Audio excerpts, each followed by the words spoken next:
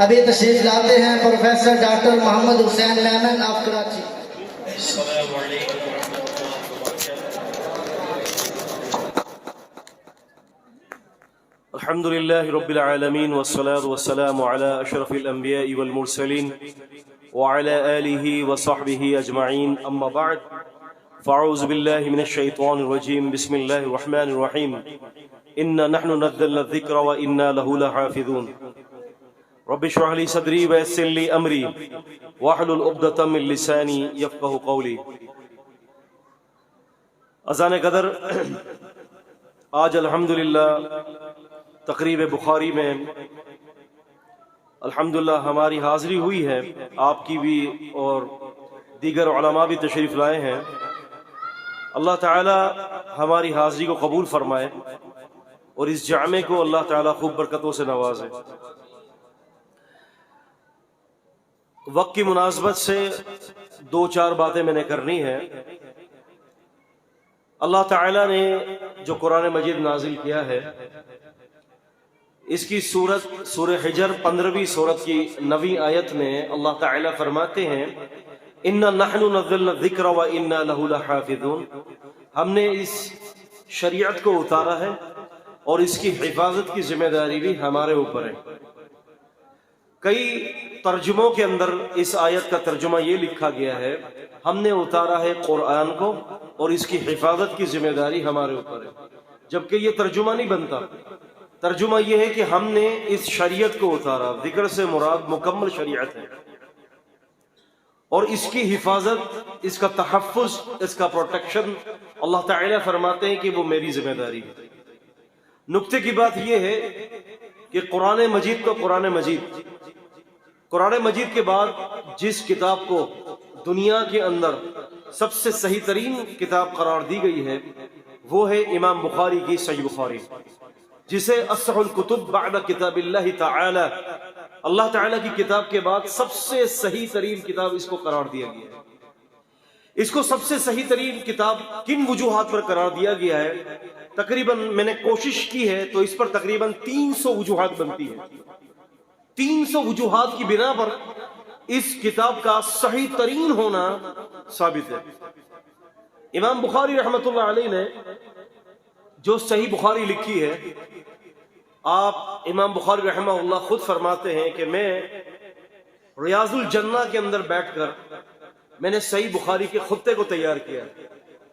نبی پاک صلی اللہ علیہ وسلم کا ممبر اور نبی پاک صلی اللہ علیہ وسلم کا جو روضہ تھا، گھر تھا، آپ صلی اللہ علیہ وسلم فرماتے ہیں کہ روضۃ من ریاض الجنہ، یہ جنت کے باغوں میں سے ایک باغ ہے۔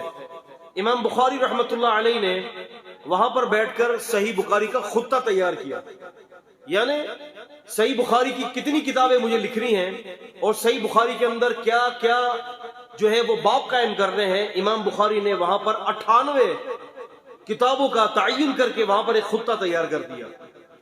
پھر کہتے ہیں کہ میں حرم میں گیا اور حرم کے اندر ان خطوں کے تحت، یعنی ان بڑی بڑی کتابوں کے تحت، امام بخاری نے سب سے پہلی جو کتاب الوحی قائم کی ہے، اور اس کے اندر امام بخاری نے جتنی بھی روایت ذکر کی، اس کے بعد کتاب الایمان ہے، پھر کتاب العلم ہے، پھر کتاب الوضو ہے، غسل ہے، اس طرح سے امام بخاری نے بہت ساری کتابوں کو جمع کیا۔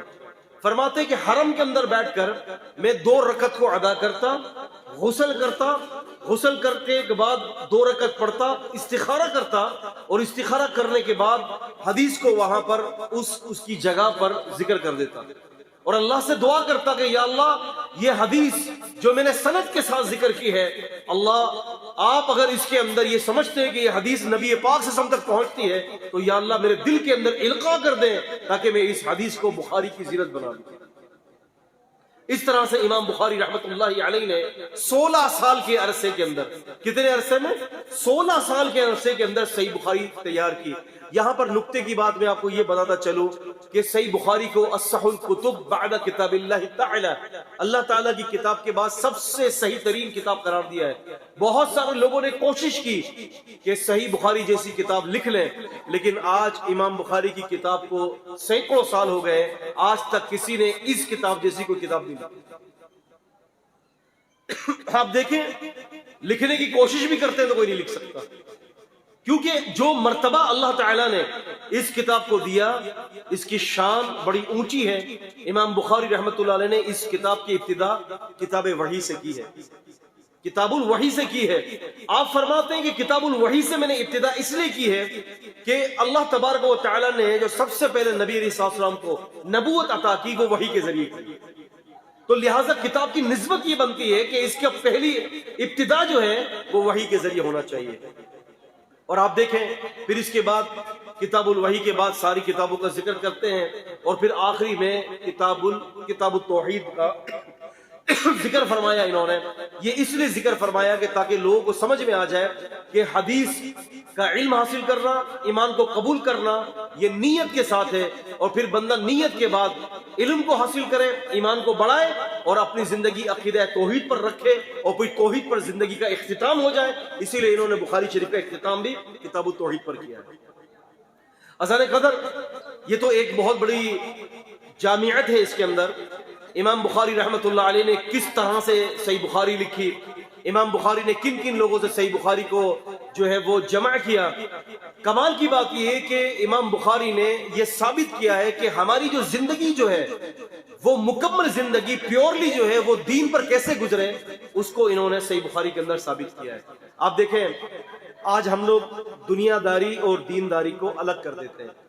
میں علمی نکات پر بحث نہیں کروں گا، میں صرف موٹی موٹی چند باتیں ذکر کروں گا آپ سے، کیونکہ میری طبیعت بھی ٹھیک نہیں ہے۔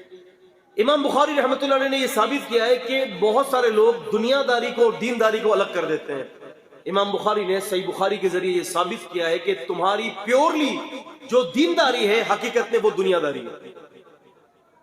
کیسے؟ امام بخاری نے ثابت کیا، آپ تجارت کرتے ہیں، امام بخاری نے کتاب البیوع کے ذریعے ثابت کر دیا کہ اگر تم تجارت کرتے ہو، تم لین دین کرتے ہو، یہ تمہاری دنیا داری ہے، اگر سنت کے مطابق کر لو گے تو یہ دینداری بن جائے گی۔ یہ کیا بنے گی؟ یہ تمہاری دینداری بنے گی۔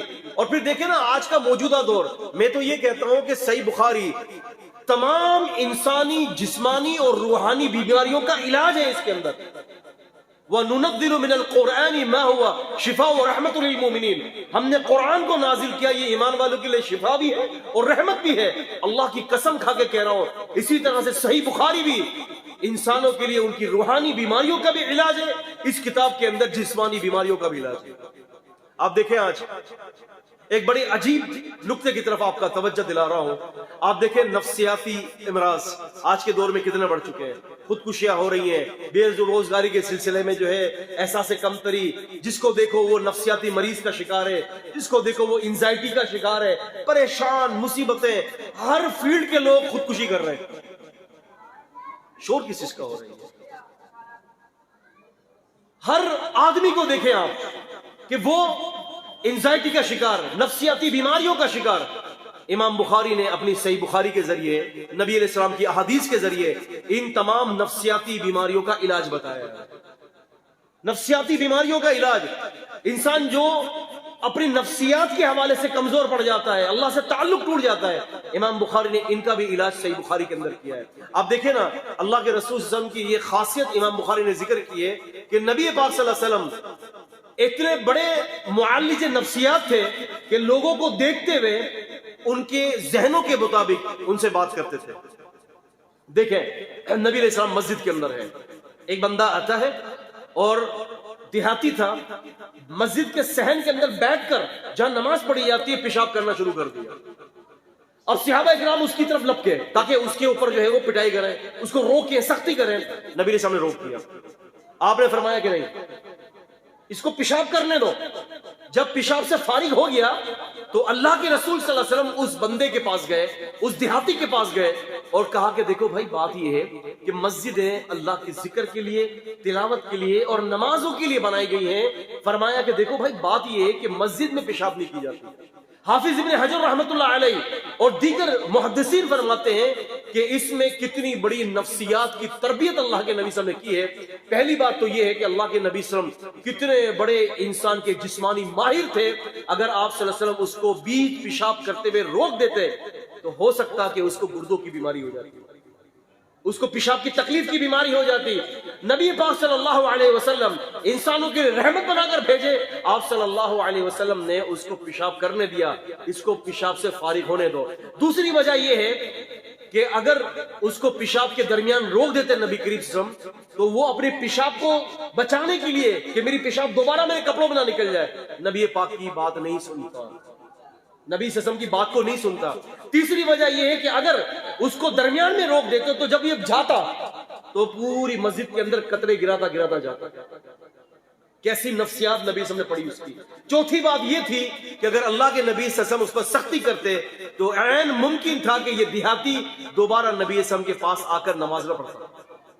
اللہ کے نبی صلی اللہ علیہ وسلم نے اس کے حوالے سے اتنی نرمی کا معاملہ کیا، آپ نے بتا دیا صحابہ کرام کو، بھئی بات یہ ہے کہ تم لوگ نرمی کے لیے پیدا کیے گئے ہو، تم لوگ سختی کے لیے پیدا نہیں کیے گئے۔